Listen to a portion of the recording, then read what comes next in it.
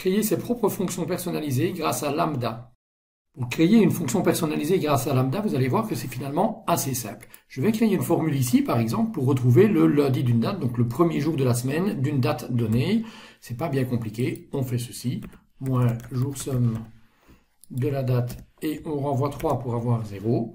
Et quand je valide, je vais avoir le lundi de la date. Effectivement, si ici je mets le 24 du 11 2023, je vais me retrouver avec le 20 du 11 2023. Donc on a bien ici une fonction simple, une formule simple, mais qui va nous permettre effectivement de créer notre lambda. Pour transformer une formule en fonction, on utilise lambda. Et les paramètres que l'on va passer à lambda sont d'une part les arguments qui vont être attendus par la fonction, et puis la formule elle-même qui va être transformée en fonction. Ici, on voit qu'on a besoin d'une seule variable, B3, qui est la date que l'on va utiliser ici 2 fois.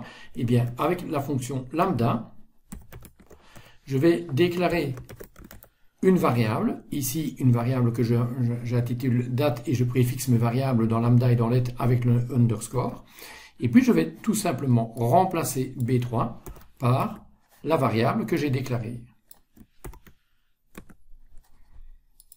Je vais fermer ma fonction lambda, et puis bien sûr, je vais devoir lui passer ma valeur. Et lorsque je fais cela, eh bien, j'ai exactement le même résultat, sauf que maintenant, je l'ai fait passer avec une fonction lambda.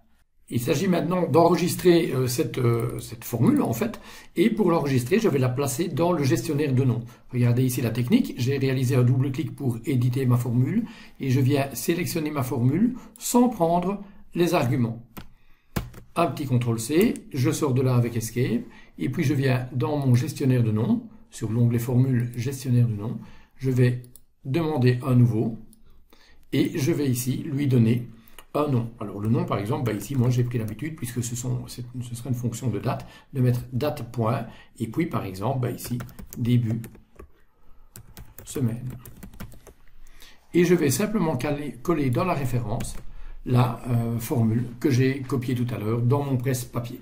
Donc j'ai créé une fonction qui va s'appeler date début semaine et qui va réaliser ce calcul-ci.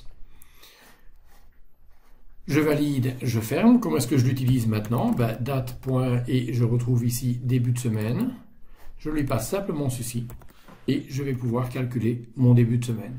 On voit donc que ce n'est vraiment pas bien compliqué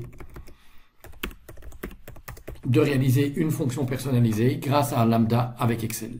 On peut ainsi se confectionner rapidement et facilement un jeu de fonctions personnalisées que l'on réutilisera tout au long de ses classeurs en les stockant par exemple dans un modèle. Et si on les préfixe d'une certaine façon, si on les nomme d'une façon rigoureuse, eh bien il sera assez facile de les utiliser. Si ici je veux trouver toutes mes dates, toutes mes fonctions personnalisées, eh bien date point et je vais retrouver comme ça toutes les fonctions que j'ai créées. Par exemple ici date début d'année de 14 du 11 et je vais récupérer évidemment le 1 du 1 2023. Voilà, bon travail avec Excel.